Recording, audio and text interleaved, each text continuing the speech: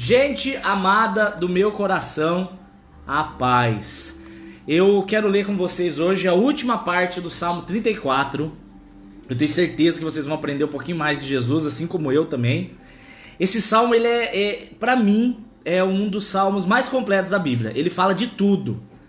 Ele fala de, lógico que não de tudo, né? Mas no que eu quero dizer, em forma de hipérbole, ele fala de muitas coisas do Evangelho que por si só ele dá pra estudar pro resto da vida. É impressionante.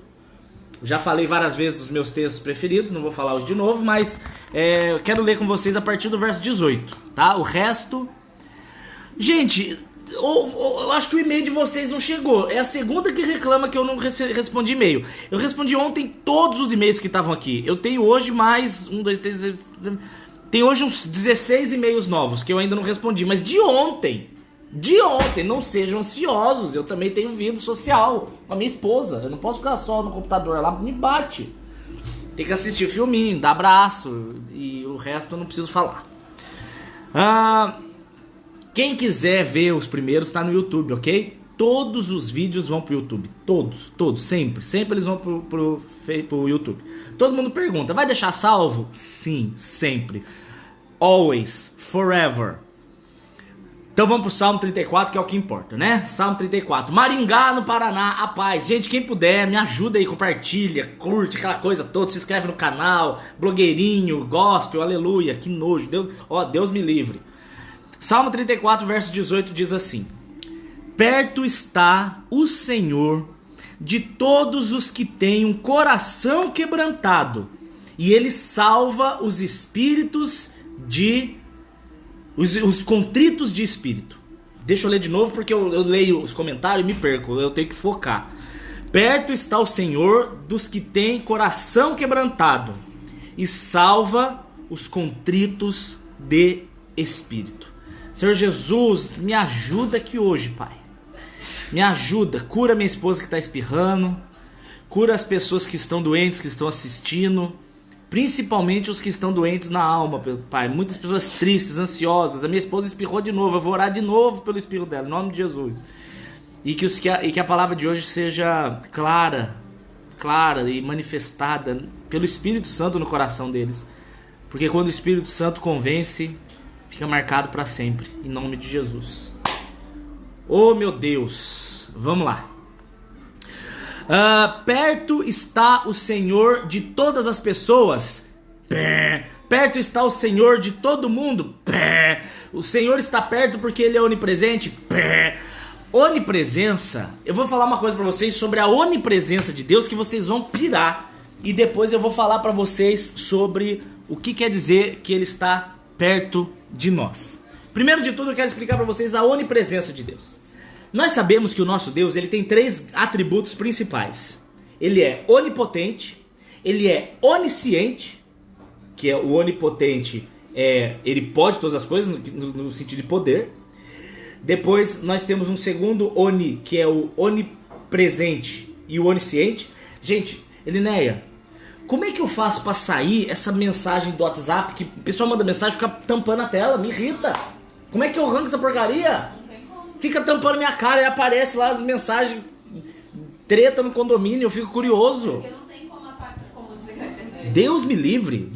Oh meu Deus. Onipotente, onisciente e onipresente. O que quer dizer? Deus pode tudo, Ele sabe de tudo e Ele pode estar em todo lugar. Não quer dizer que Ele está em todo lugar. Quer dizer que Ele pode estar em todo lugar. Porque tem lugar que Deus não quer estar.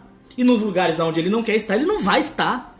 Ele não quer ficar num lugar onde Ele não é desejado. Ele não quer ficar num lugar onde o pecado o pecado em si é desejado. Então, olha só que loucura. Pensa comigo. Isso eu aprendi com o Johnny. Quando Deus cria o mundo, ok? Quando Deus cria o mundo, o que existia antes de Deus criar o mundo e o universo? Pensa comigo. Não existia nada. Então o que existia era só Ele. Deus era tudo o que existia. Fora de Deus não existia nada. Olha, passou pra mim o espirro. Antes de Deus não existia nada. Não fecha aí não, Fê, senão... Não, mas dá de microfone. Abre, pelo amor de Deus, pressão alta. Sobrepeso, pressão alta, sua, fico suando. Então o que acontece? Se Deus ele criou o mundo, para ele criar o mundo e o universo, ele precisava criar em algum lugar. Mas como não existia nenhum lugar, ele teve que criar um lugar para nesse lugar criar o universo. Então o negócio fica mais complexo do que parece. Quando eu era pequeno eu imaginava Deus criando o mundo e eu imaginava como se fosse uma mesa na frente, sabe? E ele moldando o mundo e o universo e criando assim, mas não é. Não é isso, ele não tinha um lugar aonde ele criou. Não existia nada, ele era o tudo. Então o que Deus faz? Deus, ele para criar o universo, ele precisa criar um lugar. Mas como tudo que existia era ele, então ele teve que criar um lugar nele. Tá entendendo? Então Deus, ele não tinha um lugar para criar. Porque não existia lugar, ele era o tudo. Ele era everything, ele era tudo. Então Deus, para conseguir um lugar, ele teve que fazer um lugar. Mas como ele era o tudo, ele fez um lugar nele mesmo. Deus abre um espaço. Imagina a cena dele, lógico que isso é figurado, né? Mas ele rasgando assim, como se fosse no peito dele um espaço. Para criar ali criar o universo. Você acha que eu tô sendo herege? A Bíblia diz isso em Atos 17. Quando Paulo está em Atenas, ele começa a falar para as pessoas: gente, eu vim falar para vocês do Deus desconhecido. O Deus que não habita em templo feito por mãos. O Deus que criou todas as coisas. E ele fala assim: e é o Deus, é nele que movemos e nele que existimos. Ou seja, é nele que vivemos, nele que existimos. Inclusive o ímpio. Então existe uma dualidade aqui. Nós estamos em Deus, mas nem todo mundo está em Deus. Você entende isso aí? Nós estamos em Deus no sentido de que nós habitamos nele porque o universo está inserido nele. Mas nem todos estão nele porque nem todos nasceram em Cristo Jesus. Então existem dois tipos de pessoas: as que estão nele no sentido do universo, porque o universo está inserido, e as pessoas que estão nele no sentido de habitam no esconderijo do Altíssimo e o Altíssimo habita em nós. Então quando Deus fala que ele está perto de nós, não está querendo dizer perto no sentido da criação, porque ele está perto da criação. Essa é a onipresença de Deus. Vou te dar um exemplo. Tá lá o prostíbulo, tá lá um político corrupto, ele tá lá traindo a mulher dele, e ele tá lá se embriagando, e tá lá mandando matar alguém. Então no mesmo lugar tá tendo prostituição, adultério, corrupção, bebida e assassinato. No mesmo lugar. Você acha que Deus quer estar ali? Com certeza não. Aquele ambiente traz nojo para ele, aquele ambiente traz pesar. Então a Bíblia diz, por exemplo, Abacuque, capítulo 2, capítulo 3, acho que é 3 ou 2, enfim, quem que lê Abacuque, né? Mas tá lá, livro maravilhoso. Diz assim que o Senhor, ele é tão puro de olhos que ele não pode contemplar o mal. Ele não suporta o mal. Então as pessoas confundem achando que Deus está em todos os lugares. Ele pode estar. E todos os lugares estão inseridos nele. Mas ele não está perto de todo mundo, não. Conheci um menino que se chamava Abacuque. Muito boa edição para o ao vivo. Muito obrigado. Eu sabia que você estava querendo mesmo. Você é top, Elinéia. Eu sei. Se você quiser, tem mais algumas bagulho aqui. Só se você vier aqui falar ao vivo. Não. Então, gente, quando a Bíblia diz que o Senhor está perto, nesse sentido, é perto de intimidade. Então o Senhor tem intimidade com quem? Com aqueles que têm coração quebrantado. Não é relacionado a pecado. Deus está muito mais perto do corrupto assassino. Eu vou apelar. Hoje eu tô atacado. Hoje eu estou atacado. Tomei coca. Ó, coca, cafeína no sangue. Ó, todo dia, como que você não fica assim todo dia? Isso, mulher, me exponha mesmo ao vivo. Pai, um beijo pra você, que bom que você tá aí. Também tô vendo minha mãe e a Meire. Um beijo pra vocês, amo vocês. Fernanda Gurjão também, um beijo pra você, querida. Sabe o que é pastora Ludmilla? Ele, né, você só vai falar, você vem aqui. Não, agora é de verdade, uma adição muito boa. Uma adição boa. A pastora Ludmilla. A Ludmilla Ferber. Isso, gosto muito dela. Gosta muito dela. E ela falou bem assim. Que Deus sempre fala com quem fala com ele. Deus sempre fala com quem fala com ele. Isso está errado. Vou discordar. Porque ele não fala com quem fala com ele. Ele fala com quem se arrepende e fala com ele. Sim, mas A gente subentende que quem fala com ele é arrependido. Não necessariamente, não necessariamente. O cara é um bandido, a polícia entra na casa e ele é pego em flagrante e ele fala: meu Deus, me ajuda a me livrar da polícia. Não, eu tô falando com quem fala com ele, mas quem tem uma vida reta, né? Então não é qualquer um que fala com ele, são os arrependidos, é exatamente o que esse salmo está dizendo. Tá entendendo? Esse salmo ele diz que perto está o Senhor do que tem o coração quebrantado. Deus ele está mais perto de um pedófilo arrependido do que você santinho que acha que é santinho porque não mata e não rouba e não busca a presença dele. Meu Deus do céu. Agora eu aprendo. Não, gente, não adianta. Beijo, Fábio, meu primo querido. Não adianta falar pra eu parar de tomar coca que eu não vou. O que eu tô querendo dizer pra vocês é o seguinte: Deus ele não vai olhar o exterior, Deus ele vai olhar o interior. A intenção do coração fala muito mais alto do que as atitudes externas. Você pode fazer o bem para tirar foto e postar no Facebook, Deus não recebe. E você pode fazer um bem oculto que ninguém tá vendo e você será grandemente recompensado pelo Senhor.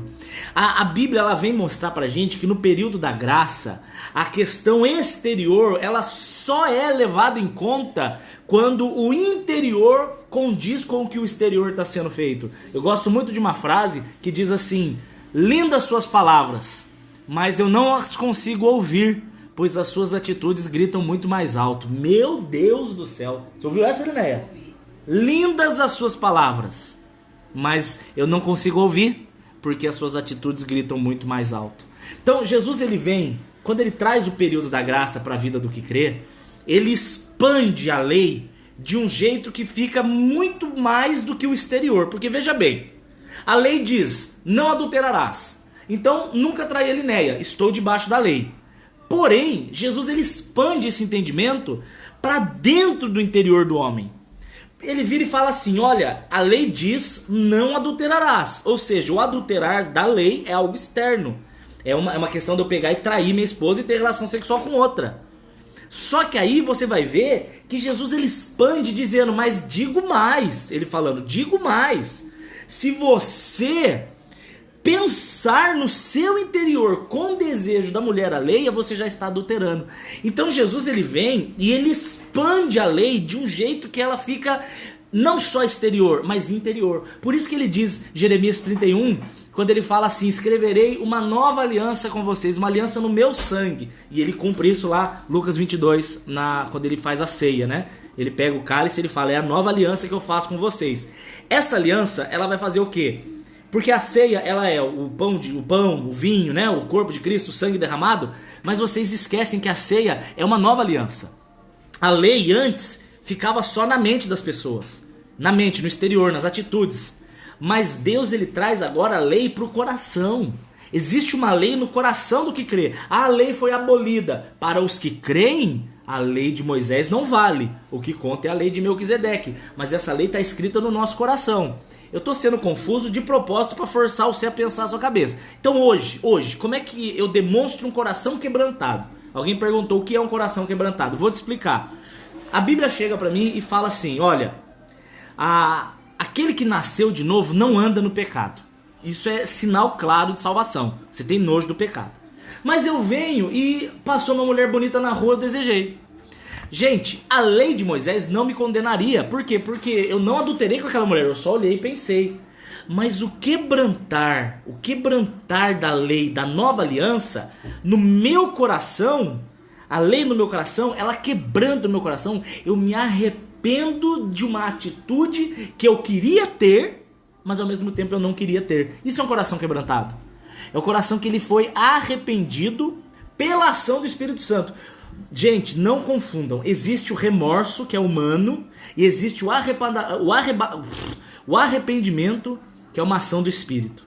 O remorso, ele traz um peso, mas não traz mudança. O arrependimento traz um peso e traz mudança. Então eu vou fazer alguma coisa e o meu coração, cheio do Espírito Santo, vai sofrer por aquilo que eu fiz. Mas é algo que eu gosto. O alcoólatra gosta da bebida. O pornográfico gosta de assistir a pornografia. Carnalmente falando, é gostoso. Como que ele não vai querer fazer algo que é gostoso? Como isso? Por causa da ação do Espírito. Quando a pessoa ela acha que ela é boazinha, ela fala assim: ai, eu não mato e não roubo, sou boazinha. Mentira. Mentiroso. É o primeiro caminhão com televisão da LG que capota na Dutra, na rodovia, você é o primeiro a roubar a televisão e colocar no porta-mala.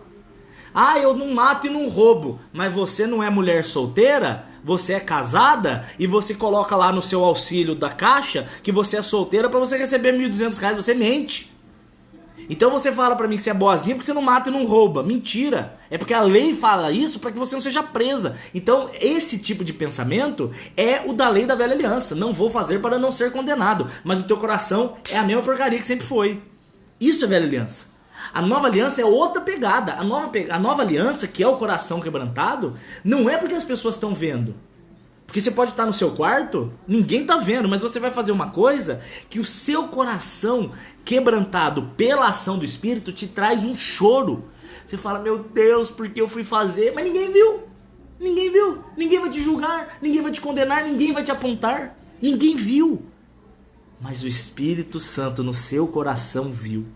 O Espírito Santo no seu coração incomodou. O Espírito Santo no seu coração, ele te quebranta.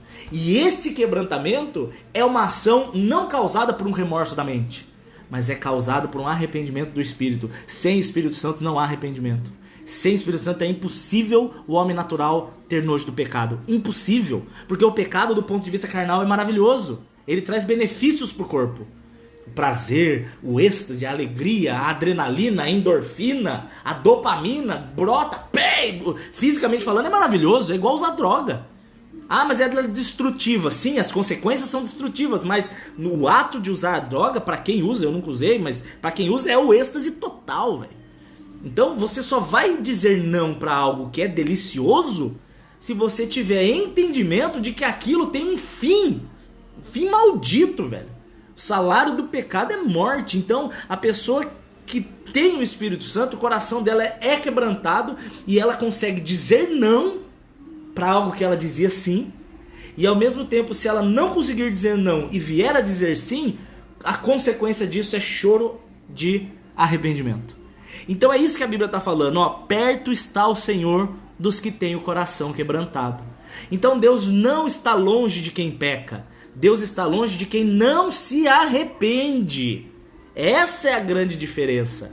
Então você vai ver, por exemplo, eu tenho aqui do meu lado, eu tenho o João, que é um pai de família, que é um cara que é um bom pai, é um bom esposo, mas não serve a Deus, não serve. É um cara que tem ali seu problema com a pornografia, é um cara que só nega um impostinho, é um cara aqui que bebe um pouco demais no churrasco da família, mas tá lá, o cara tá lá, mas não ama Jesus. Aí você vê um outro cara que era um criminoso, desgraçado, o cara na cadeia, o cara tá preso. E lá na cadeia ele ouviu falar de Jesus e ele se arrependeu, vejam bem, hein? Eu estou falando de arrependimento, eu não estou falando que ele teve um remorso ou foi algum peso na consciência. Eu estou falando de arrependimento, quebrantamento, nova aliança, sangue de Jesus derramado no coração dele. Esse cara tá perto de Deus, esse outro não. Ah, mas do ponto de vista da sociedade, esse cara é um excelente cidadão. Deus tem um prazer em quebrar a justiça humana.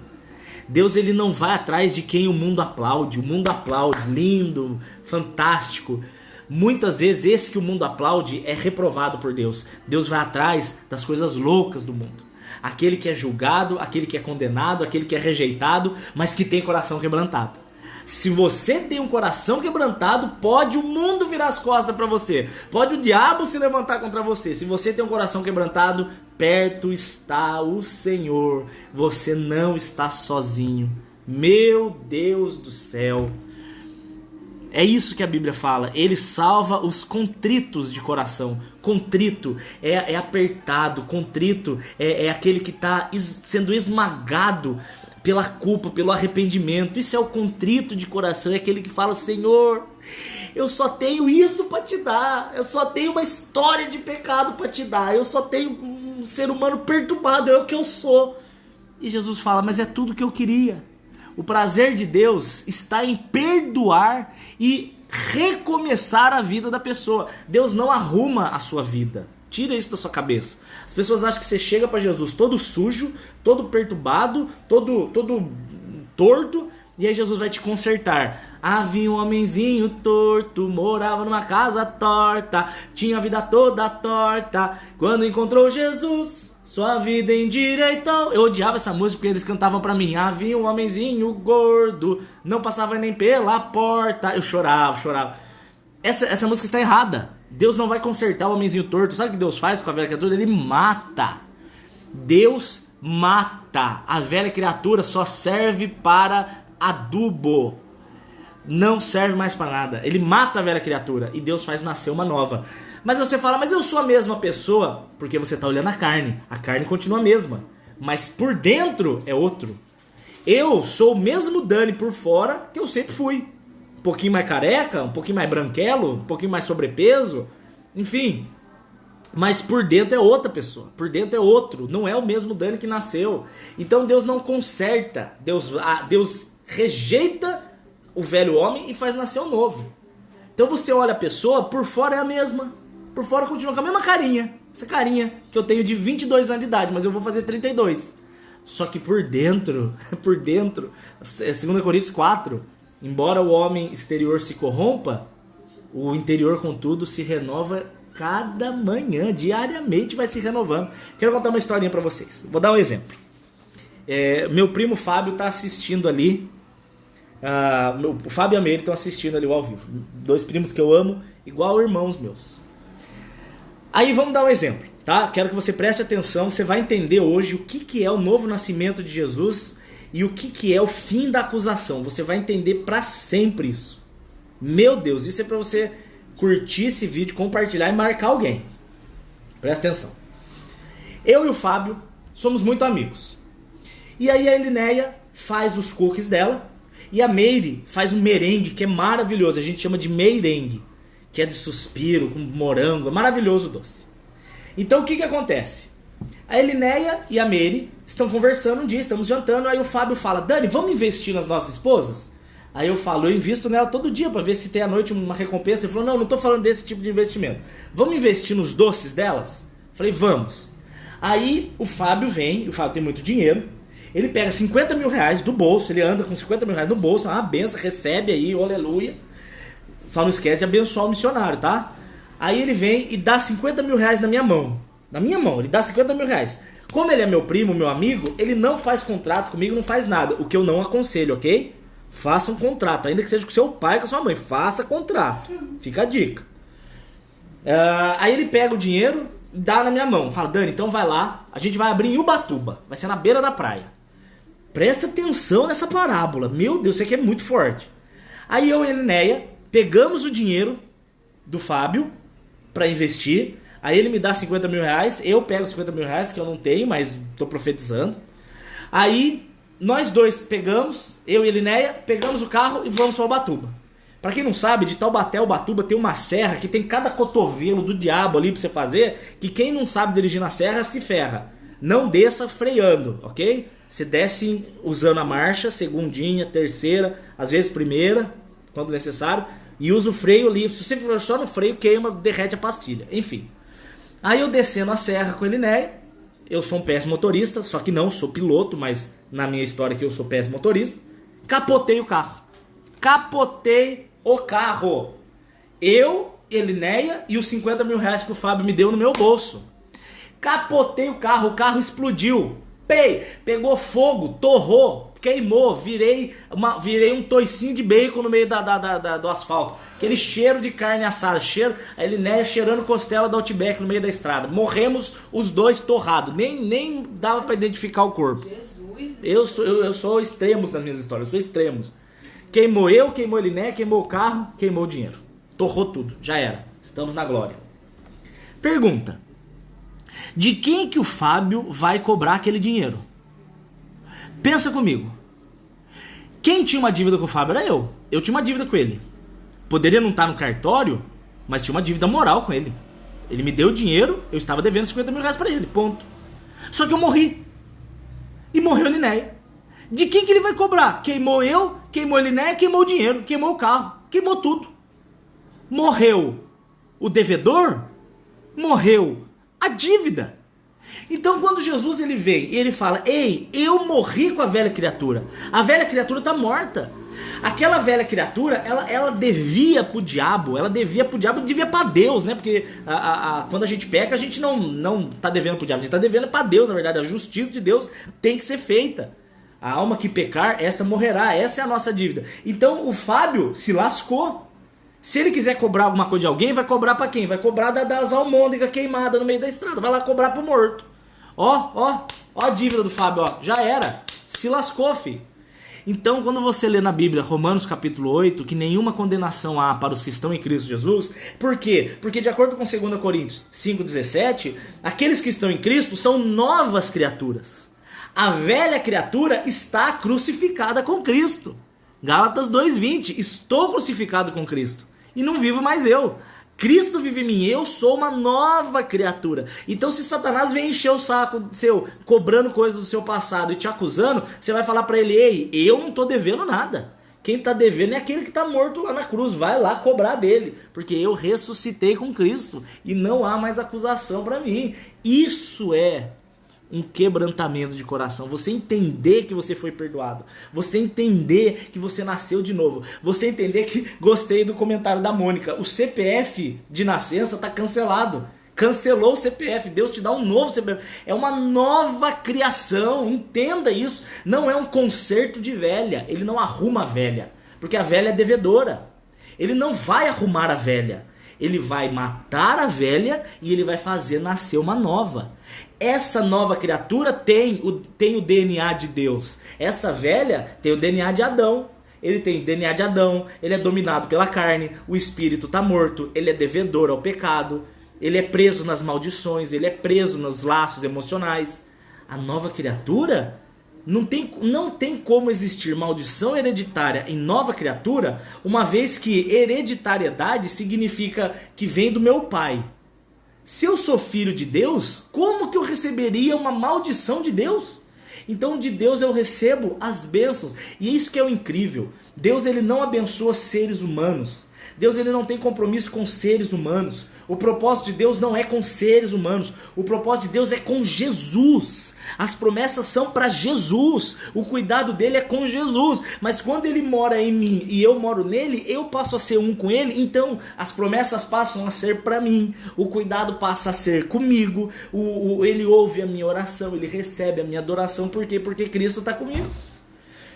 Por isso que Jesus fala em Mateus 28:20, ele diz que nunca mais vocês estariam sozinhos. Eu estarei convosco todos os dias, até a consumação dos séculos. Essa é a vida que nasce da morte. E isso que é nascer de novo, isso é novo nascimento. Velha criatura aniquilada, nova criatura ressuscitada. O velho foi rejeitado, o novo nasceu de novo. Eu gosto do texto de 2 Pedro 1, quando ele fala assim: ele nos gerou de novo, preste atenção, ele nos gerou de novo, não mais pela semente humana, espermatozoide e óvulo, não, mas pela semente de Deus, que é a palavra. Então é como se o seu coração fosse o óvulo e o espermatozoide fosse a palavra de Deus. A palavra de Deus entra no teu coração e aquilo faz uma mudança. O seu coração de pedra não existe mais, começa a existir um coração de carne, um coração cheio do Espírito Santo. E esse coração é o coração quebrantado, é o coração que se arrepende quando peca, é o coração que se arrepende quando tropeça, é o coração que busca a Deus com sinceridade. Então você tem essa diferença clara entre perto está o Senhor dos que têm coração quebrantado. E esse perto não quer dizer que ele está do meu lado. Ah, eu sou tão perto de Jesus que eu ando de mão dada com ele. Você não está entendendo. Jesus não está perto de você, do seu lado não. Jesus habita no seu coração. Não coloque Jesus do seu lado. Ah, eu ando do lado de Deus. Não! Você anda dentro do coração dele e ele anda dentro do seu. Por isso que quando você chega, a presença de Deus em você muda o ambiente onde você se encontra. Você deixa de ser uma pessoa refém do que as outras pensam de você, do que as outras falam de você. Você deixa de ser um refém do que, ai meu Deus, estou sentindo uma opressão. Meu filho, o diabo não te oprime não, é você que oprime ele, porque você chega com a luz do Altíssimo. Filho que busca o Pai, que anda em santidade, que está na presença. Meu Deus, é por isso que as portas do inferno não prevalecem. Não é porque você é poderoso, eu chego socando o diabo. Não, se tirar Jesus de você, ele te trucida. Mas quando você chega diante dele com a presença vai na frente. A presença vai adiante. É como se você chegasse em algum lugar e o diabo olhasse pra você e antes de te encarar, quando ele olha, tem um leão atrás de você. O leão de Judá, com a boca aberta. E o leão fala assim, vai mexer com meu filho, tem que passar por cima de mim. E ó o diabo, ó. A palavra é... Se apegue ao Senhor Jesus, que o diabo foge de você. Meu Deus do céu. Perto está o Senhor dos que têm o coração quebrantado. Então não é de todo mundo. Deus não é pai de todo mundo. Deus é pai de quem nasceu de novo. Quem é filho ainda da carne, não é filho de Deus, é criatura. Quem nasce de novo em Cristo Jesus é gerado de novo pela semente do Altíssimo, como eu falei de 2 Pedro 1. Pera aí. Não, eu seguro para espirrar, mas não consigo. Quem é gerado pela semente do Altíssimo, esse se torna filho. Veja bem, filho, ser filho é um poder que recebemos de Deus. A Bíblia diz isso em João capítulo 1. Deus nos dá o poder de sermos feitos filhos. Ou seja, não éramos, fomos feitos filhos. É um poder. Sabe uma coisa que eu acho legal? Eu já falei sobre isso. Romanos capítulo 8 fala que Deus nos deu um espírito de adoção, pelo qual podemos dizer Abba Pai. Quando eu era menor, eu pensava em adotado. Isso é uma bobeira minha, tá? Mas você pensa num adotado como sendo um filho menos filho do que o filho original. Então, por exemplo, meu pai, o tio Jorge, e a tia Lala, minha mãe, eles têm 3 filhos. Tem um que já tá na glória, que é o Jorge Luiz, tá esperando a gente lá. Aí tem eu, a Laís e a Laura. Nós 3 somos filhos naturais dele. Eu sempre pensei que se minha mãe... Isso é coisa de criança. Hoje, com certeza, eu não penso isso, tá? Isso é um pensamento de criança. Eu sempre pensei falando, poxa vida, se meu pai adotar um filho, eu sou mais filho do meu pai do que esse filho que ele adotou, porque eu sou do meu pai. O outro não. Só que eu entendi uma coisa, que tá errado. O pensamento é o oposto. Eu nasci, meu pai não escolheu a mim. Meu pai nasceu, aliás, eu nasci e assim, nasci. Foi Deus que deu, beleza, mas meu pai não escolheu. Agora, se meu pai fosse adotar, meu pai e minha mãe, eles iam escolher quem eles iam adotar.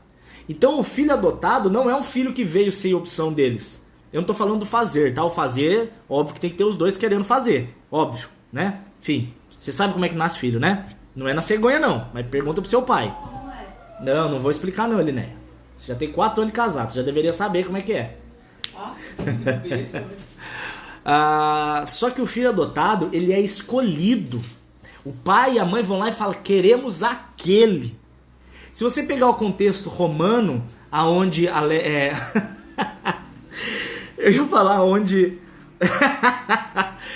ia falar onde Paulo escreveu Romanos, mas daí pulou uma mensagem do Alex. Eu vou falar onde Alex escreveu Romanos. Eu tô muito, muito perturbado. Se você pegar o contexto do livro de Romanos, onde Paulo escreve a carta, um romano, ele tinha muitos filhos, né? Só que se ele encontrasse uma criança que ele achasse assim prodígio, menina era excelente em matemática, em filosofia, em guerra, em batalha, qualquer motivo, ele ia olhar e falar, eu quero aquele rapaz para ser meu filho, eu quero adotar ele. Então aquele menino adotado seria para o pai mais precioso do que os naturais. Porque os naturais ele não teve a opção de escolher, mas o adotado ele escolheu, ele falou, eu quero aquele. Ele escolhe pelo nome. Então quando a Bíblia diz que nós somos filhos adotados, é porque Deus olhou para você e falou, eu quero você para mim. Eu quero ser seu pai. E ele derrama o Espírito Santo na sua vida. E o Espírito Santo te convence. E você é perdoado e você é salvo. E você vem encher a paciência dizendo que você é qualquer um para Deus. Ai, Deus não se importa comigo. Deus não cuida de mim. Topeira, sua capivara ungida. Se o Espírito Santo te revelou que Jesus é real. E se o seu coração foi convertido, é porque você é filho adotado, escolhido individualmente pelo Senhor. Ele foi atrás de te chamar pelo nome. Isaías 43 fala isso. Chamei-te pelo teu nome, tu és meu. Então você tem que tomar muito cuidado, velho, muito cuidado para você não cair nas armadilhas malditas do diabo, que vem falar pra você que você é qualquer um, que Deus não se importa com você, que Deus não cuida de você. Aí você começa a acreditar nisso e você entra naquela espiral da queda, que é uma murmuração, que é uma reclamação. Gente, eu vou falar isso sempre. Até hoje você tá de pé. Até hoje você tá de pé. Se você tá de pé até hoje, significa que todos os planos que o diabo fez pra destruir você e a sua família não deram certo. E sabe por que não deram certo? Porque existe um pai que te cuida. Gente, olha, eu não sei mais o que falar pra você, não. Eu não sei mais o que falar pra você crer. Eu não sei mais o que falar pra você parar de reclamar. Eu não sei o que falar pra você ter seu coração cheio de fé. Até hoje Deus tem cuidado. Por que ele pararia agora? Eu tô vendo que eles estão causando. Mas enquanto uns causam, o outro presta atenção na palavra, cada um na sua. Eita, chibata! Hã? Tem gente causando? Não, meu pai, minha mãe, o Temer, a Verusca. Tá. Sacanagem. Gente, pode brincar, viu? Aqui é festa, a gente tá em casa. Vamos continuar que eu só li um verso em 45 minutos. 45 minutos pra falar de um verso. Ou seja, você tem 15 minutos no Instagram. O Instagram tem 15 minutos. Mas qualquer coisa o pessoal vai pro Face, né? Você não quer vir dar uma palavra sobre Deus ter te escolhido? Você que era a rainha da bagaceira, dançava bêbada nos palcos de Brasília. Essa menina aqui era a rainha do forró, Selinéia. Ela conhecia cachaça pelo cheiro. Cheirou, falou, essa é Itu. Pitu. Itu! Essa é 51. Você vê que eu não sou cachaceiro. Itu! Que é Itu? Ai, que péssimo. Continua aí, ô pastorzinho. Muito obrigado. Verso 19. Muitas são as aflições do justo, mas o Senhor a livra de todas. Gente, você tem que tirar da sua cabeça que quando você vem para Jesus, todos os seus problemas acabam. Isso é uma lenda. Se alguém falar para você, venha para Jesus que todos os seus problemas estarão resolvidos, essa pessoa está enganada, ela está te enganando. O próprio Mestre, o próprio Senhor, ele nos avisou, no mundo tereis aflições, mas tenham bom ânimo porque eu venci o mundo. Sabe qual é a promessa de Jesus? Não é que nós não passaríamos por aflições, mas a promessa dele é que você nunca mais passa sozinho. E você nunca mais passa por uma aflição sem propósito. Toda aflição na vida do crente tem um porquê e um para quê. Meu Deus do céu. Então você tem que entender que o deserto causado por Deus na nossa vida, porque ele causa deserto, hein? É muitas vezes para te atrair de volta para ele. Muitas vezes é para corrigir a tua rota, ou muitas vezes é para servir de testemunho. Deus do céu. Tô passando problema, tô na treta. Tô passando pela prova, dando glória a Deus, glória a Deus, glória a Deus. Vou passando a prova, dando glória a Deus. Eu vou passando pela prova, dando glória a Deus. Acabei de inventar essa melodia. Se você tá passando, tem 3 motivos. Primeiro, você tá passando porque Deus quer te atrair para Ele. Muitas vezes as pessoas não se afastam por causa de problemas. As pessoas se afastam porque tá tudo bem. Eu conheço muitos crentes que na hora da aflição são fervorosos, que, meu Deus, você faz assim neles, ó, você lembra a pontinha do dedo? Tss, tss, é fogo puro. A pessoa cospe azeite de tão ungida que ela tá. Mas vem a resposta, vem a bênção, vem o emprego, vem o namoro, vem o carro novo, acabou o fervor. Parece que Deus ele se torna só uma máquina cuspidora de bênção. Parece que Deus vira a lâmpada do Aladim. Eu vou atrás dele quando eu preciso. Ela tá perguntando se a live vai ficar salva. todas ficam salvas no YouTube. Pode ficar tranquilo. Todas eu subo. Acabou ao vivo, tá no YouTube. Postou no YouTube, ei, tá lá.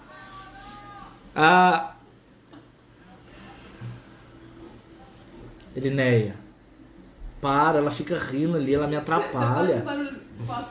Acabou o ao vivo, pay. Pay, tá lá. Pô, pá, Foi pum. falar que a gente morreu, que a gente não bateu o carro. Pá. Não, o carro foi pá. Você sempre é pay. Para de atrapalhar que as pessoas, você tá cortando o raciocínio das pessoas. A pessoa, ela vai, busca Deus, corre atrás de Deus, chora, ora, clama, aí Deus responde. Aí não vai mais. Então Deus, ele traz muitos desertos de propósito para atrair a sua atenção, para atrair a sua presença de volta para ele. Nossa, como eu sou importante, Deus precisa atrair minha presença. Não é porque você é importante, não. É porque você está indo pro inferno, é porque você está se afastando. Você não precisava passar por isso, mas você passa por isso para você parar de ser trouxa. Esquece que Deus é Deus quando tá tudo bem. Ah, não, agora eu não preciso dele. Meu Deus, é seu pai ou é o seu empregado? A gente trata Deus muito errado. Culto de bênção, tá lotado. Culto da prosperidade, tá lotado. Culto pra conhecer o Senhor, só velho, 3 velho. Eu fico horrorizado com isso. Quando eu faço aqui um ao vivo, que eu falo estudo da palavra, 100 pessoas. Culto da bênção da vitória, 300 pessoas. Eu falo, qual é a de vocês? Sabe? Então Deus, ele vai dar um problema para atrair de volta, para corrigir a rota. Então para te trazer de volta. Segundo, para corrigir algo que você estava fazendo. Então você tá lá planejando abrir sua empresa. Aí você faz os planos, você estuda, você pega e vai, e aí você ora. Essa oração, rapaz, se você não quiser ter problemas, você não faça essa oração. Mas se você quiser que o seu caminho seja corrigido, você faça essa oração. Que é: Senhor, estou com vontade de fazer tal coisa. Mas Pai, se não for da sua vontade, que dê tudo errado. Misericórdia. Quando você faz essa oração, você está pegando o seu plano, você está entregando na mão de Deus, e aí Deus vai analisar aquele plano e ele vai falar: gostei, vai abençoar. Não gostei, vai fechar a porta. Então a correção de rota, pega a cadeirinha aí. Eu quero que você sente. A correção de rota, ela é aquela aflição que vem no momento que você fala: estou aflito. Mas é Deus corrigindo, porque o caminho que você estava levando ia ser muito mais dolorido do que a aflição que você estava sofrendo. É o exemplo do baobá. Você já viu aquela árvore gigantesca? Se você não arrancar o baobá quando ele é pequeno, ele cresce e a raiz é tão grande que não arranca mais. Então a dor de cortar um plano no início é muito menor do que a dor que você vai ter depois que esse plano, que não era da vontade de Deus, floresça e dê tudo errado. A dor é muito maior. Então aflição A é para te trazer para perto, a aflição B para corrigir a sua rota, e a aflição C, daí a Eliné vai falar, é a aflição para testemunho na sua vida. Lázaro. Isso sei que eu vou falar?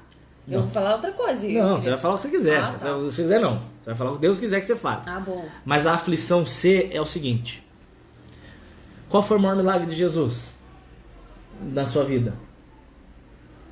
Na minha vida? Não, durante a sua vida dele mesmo. A vida dele. O maior milagre de Jesus foi multiplicar água em vinho? Não. Pão? Não. Qual que você acha que foi? Ele ter ressuscitado. Ressuscitado Lázaro, sem dúvida nenhuma. O maior poder de todos é ressuscitar o morto. Ah, tá, eu falei dele mesmo, né? É. Não, de Jesus ter ressuscitado. Jesus ressuscitar o morto. Foi o maior milagre. Não, Jesus, ele mesmo ter ressuscitado. Ah, mas tá. Sim, mas eu entendi. Você queria que eu viesse? Agora aguenta. Me chama, agora fica aí reclamando. Vai, continua. Por que eu tô falando isso? Porque Lázaro foi o maior testemunho vivo do poder de Deus. As pessoas iam atrás de Lázaro, para Lázaro dar o testemunho deles, e as pessoas eram convertidas pelo testemunho dele. Verdade. Só que para Lázaro ter esse testemunho de vida, o que precisou acontecer? Morrer. Lázaro precisou morrer. Então muitas vezes você quer ser usado por Deus, e muitas vezes Deus quer te usar, Deus quer transformar a sua vida num testemunho vivo. Mas para que nós sejamos testemunho vivo, muitas vezes nós teremos que morrer igual Lázaro. Meu Deus do céu. Pode ser que não literalmente, óbvio. Hã? Essa revelação forte, hein? Pode ser que não literalmente, óbvio. Mas toda prova, quanto maior ela é, maior é o testemunho da vitória dela. Meu Deus, agora parecia até pastor de Assembleia Pentecostal. Mas é verdade. Fala, Elinéia. Não, é que eu não vinha não, tá? Mas ele queria que eu desse uma palavra aqui. E eu tava sentado no sofá lendo João, porque eu tô lendo João. Tô no capítulo 4 de João. Mas aí fui ler o Salmo 25. Olha que incrível. Ele estava falando sobre a gente passar por correções de rota, né? Quando o Senhor nos corrige. E... enfim, ele estava falando sobre... Lê o último versículo que você leu aí, qual foi? Muitas são as aflições do justo, mas o Senhor a livra de todas. Sim. Aí eu tava lendo o Salmo 25, verso 10. Salmo 25, verso 10. O que diz aí na sua? Vai pro Salmo 25 aí, na sua versão, porque a minha versão é um pouco Gente, deixa eu diferente. pedir uma coisa, rapidinho. Antes de eu ler, pessoal do Instagram, falta 3 minutos pra acabar. Como ela vai ler agora a palavra, eu vou parar o Instagram. Vocês correm pro Facebook? Vocês correm pra lá? Porque o Instagram só deixa ficar 1 hora. Então corre pra lá, tá bom? Eu vou parar o Instagram, corre pro Facebook, a gente vai esperar aí uns 30 segundos, que é o tempo de você ir. Assim, na cara das pessoas? Que triste. Você sabe que tá gravando aqui ainda, né? Ah, é verdade. Então, continua, né? Tá vendo? Você ia falar mal de mim ao vivo. Salmo 20... Te protegi. Salmo... Vocês viram, né, gente, que eu sou? Salmo... Espera 30 segundos eles chegarem. Ah, tá. Espera, bem. Tá nervosa? 29. Você tá bonito, seu 28, cabelo tá lavado. 27. Faz uma semana que eu lavei. 26. 25. 24. Não, gente, pode falar qualquer coisa. Não precisa ficar em silêncio. Então, Canta louvor, rapidinho. que canta louvor? Você Você canta me manda muito cantar. bem. Eu não canto bem, não. Tudo Qual você me pede que você cantar. tava cantando hoje? Do Jó. Jó, como pode ainda adorar se não tem motivos pra cantar? Meu Deus. Abandona este Deus e morre. Mas não adoro pelo que ele faz, nem menos por bens materiais. Eu adoro pelo que ele é. Eu sou dele, tudo é dele.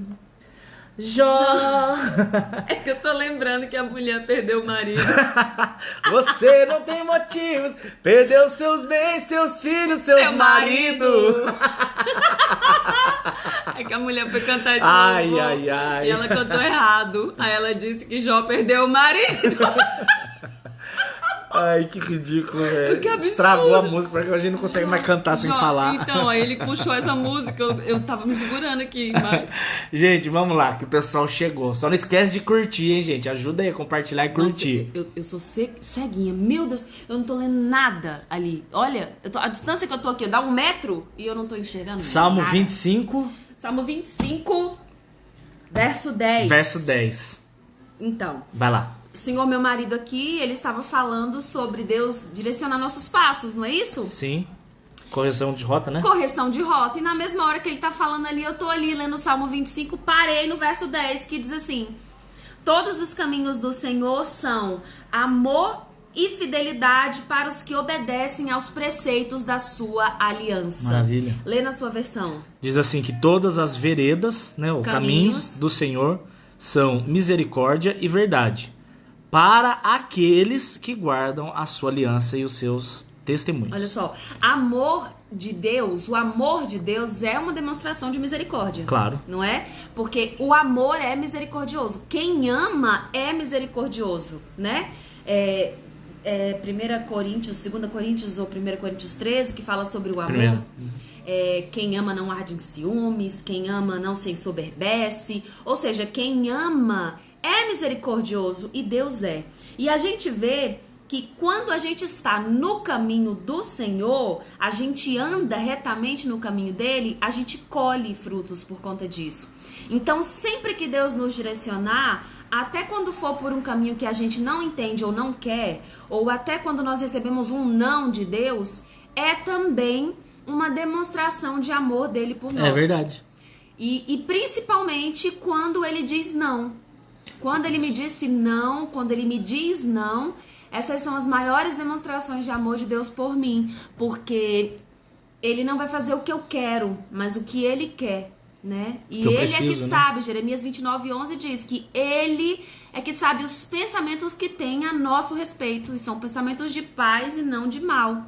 Então, quando a gente está no caminho do Senhor, ele corrige a rota, ele traça um novo caminho, mas quando nós estamos nele, enxertados nele, Maravilha. na videira verdadeira, que é Jesus, isso diz isso em João capítulo 15, Meu Deus.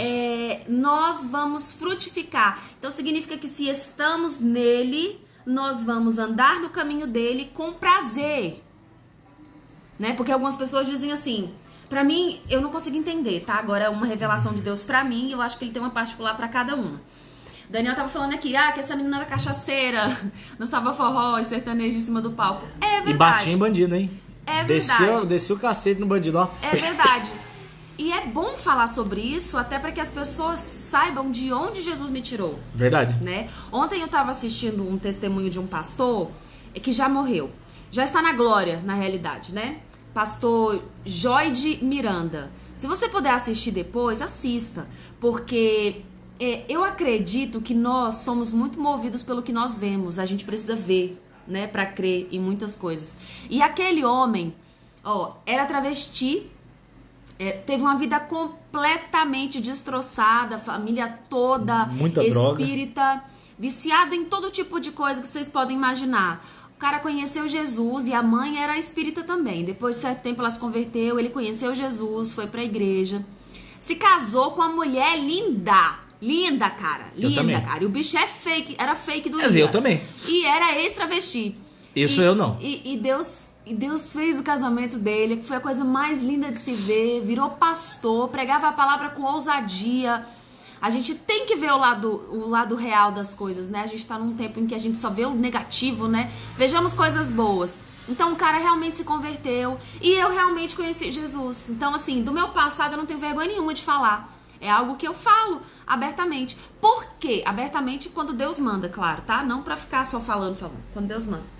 Mas por quê? Porque eu entendi que Deus tinha um novo caminho pra mim. E este novo caminho é um caminho de amor, é um caminho de misericórdia, é um caminho de paz. Por quê? Porque eu estou enxertada em Jesus. Entendeu? Maravilha. Então, se eu tô em Jesus, o caminho dele pra mim vai ser de amor e fidelidade. Por quê? Porque eu ando na presença dele.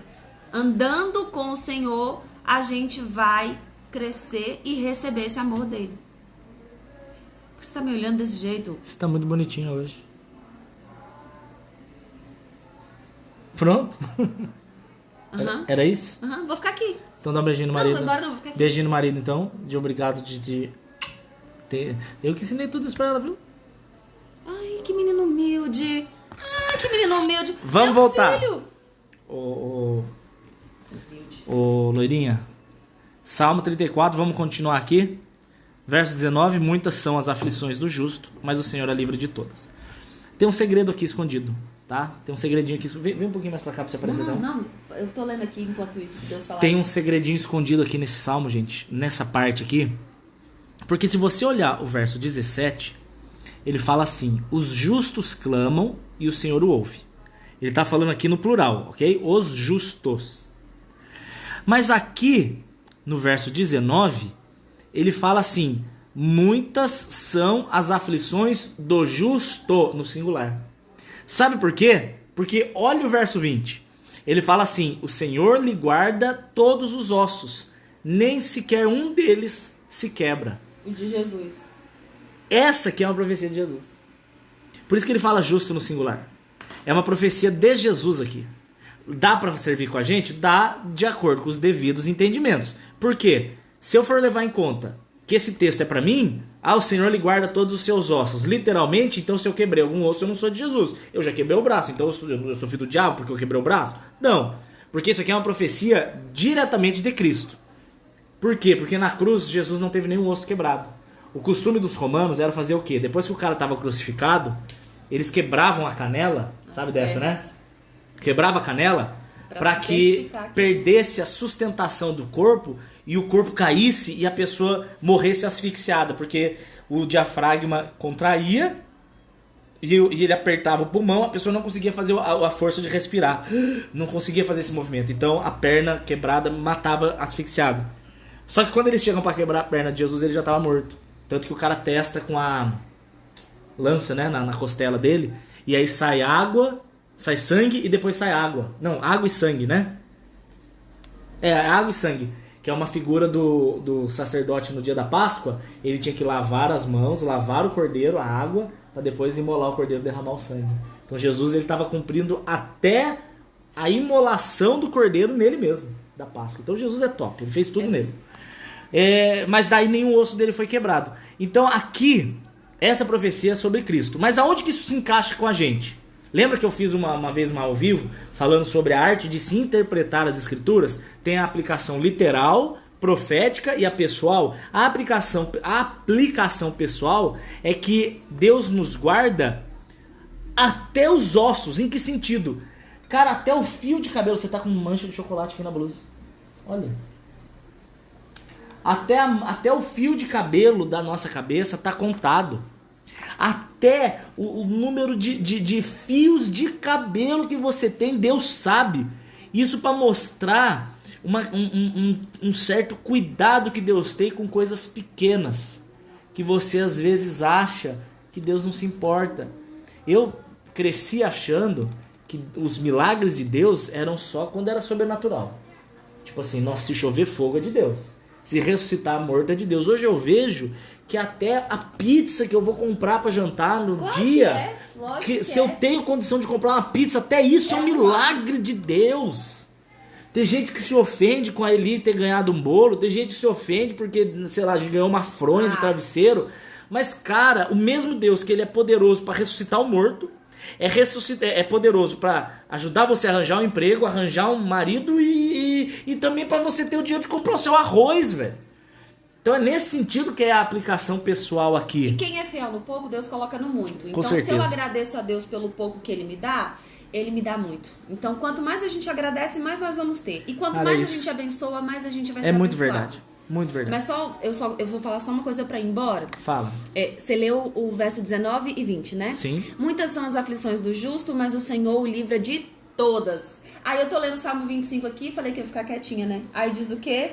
No verso 15, os meus olhos estão sempre voltados para o Senhor, pois somente Ele livrará meus pés da cilada. Ah, não é o político, não? Olha aí. Não é o Moro? Olha só. Não é o Bolsonaro? Eu vejo que nós estamos num tempo em que a gente ainda confia muito no homem. A palavra diz em Jeremias capítulo 17 ou 18, maldito o homem que confia no homem, 17. É 17. Maldito o homem que confia no homem, que deposita no homem a sua confiança. Então, nós estamos vivendo num tempo em que nós confiamos muito no homem e a gente tem se frustrado muito com o homem. Isso tem sido motivo de muitas pessoas saírem da igreja, tem sido motivo de muitas pessoas terem se afastado da palavra, tem sido motivo de muitas pessoas se frustrarem com a política, porque nós estamos esperando de homens o que só Jesus vai fazer.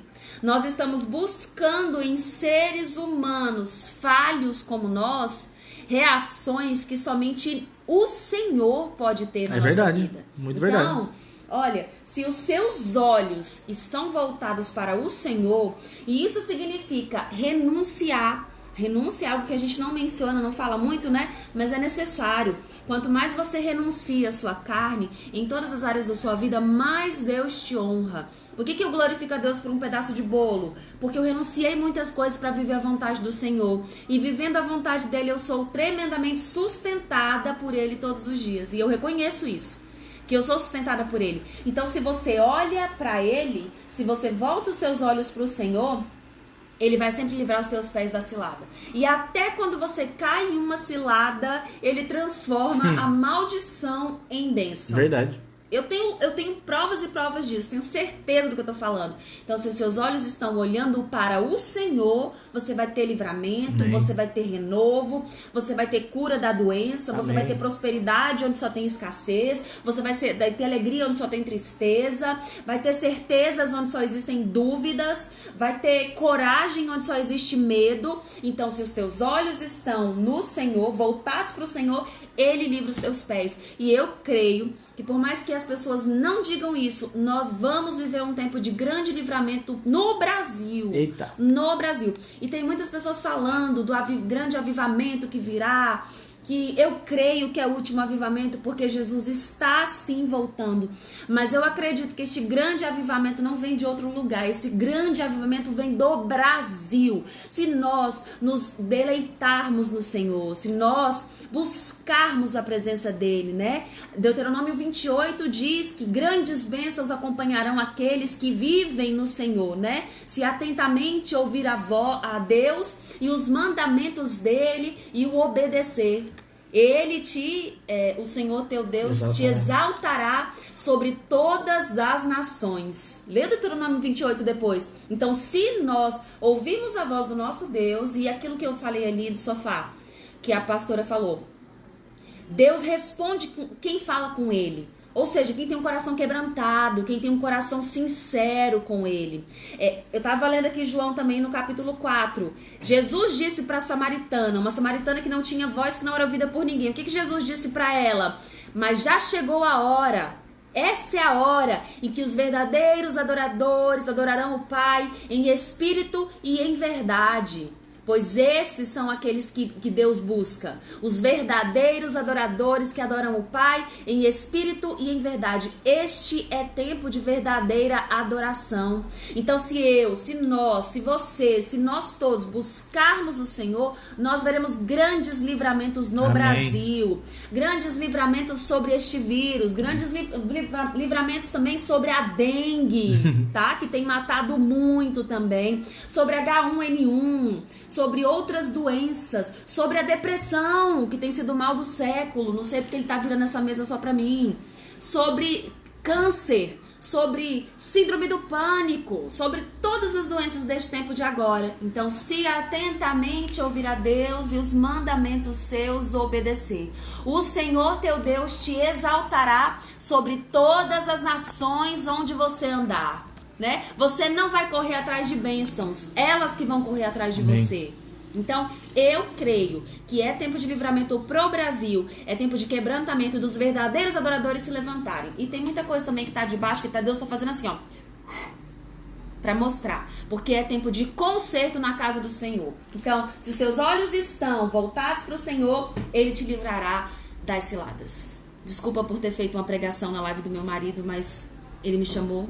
Beijos. Tchau! Fala mais um pouquinho. Não, tá bom, já acabei. Não, já acabei também. Só vou terminar aqui de ler esses dois e a gente já ora. Senão vai ficar muito longo. Nossa, tem bastante pessoa ainda, Linéia. Meu Deus. Deixa eu ver onde eu parei aqui. Dos ossos não se quebra. Verso 21, achei. A malícia matará o ímpio, e os que odeiam o justo serão punidos. Quando eu tava em Brasília, uns 2 anos atrás, eu acho, 2 anos atrás, eu fui com a Elinéia pra lá, e os pais dele, eles trabalham com food truck, né? Eles têm uma... Trabalhavam. Vendeu o food truck, e agora ele trabalha só fazendo na casa dele, mas eles são excelentes em vender pastel, lanche, uma delícia. Nossa Deus do céu, que saudade que dá do lanche da minha sogra. E eu tava um dia ajudando eles lá, e o meu salário era 1x tudo. Eu trabalhava por comida.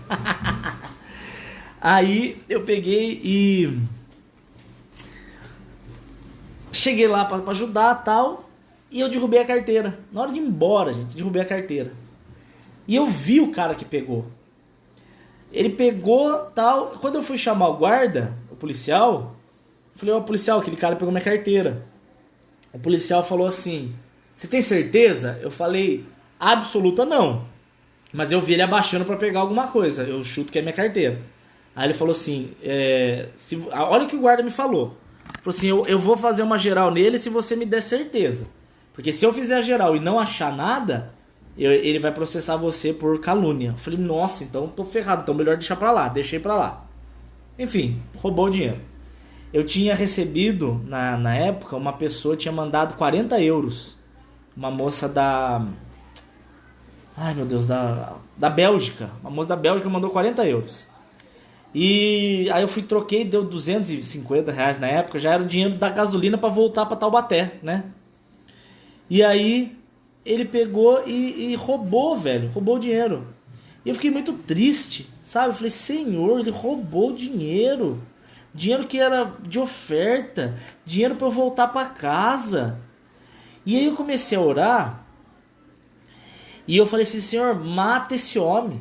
Mata esse cara, bota fogo nele. Que ele vai pro inferno. Aí Deus falou comigo assim, você quer que ele vá pro inferno? Eu falei, quero que ele vá pro inferno. Aí sabe o que Deus me trouxe à memória?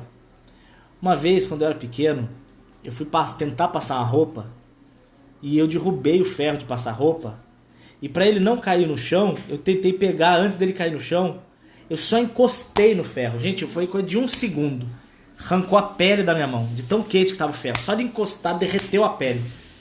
Soltou, ficou grudadinho assim até a pele no ferro. Só de encostar, velho.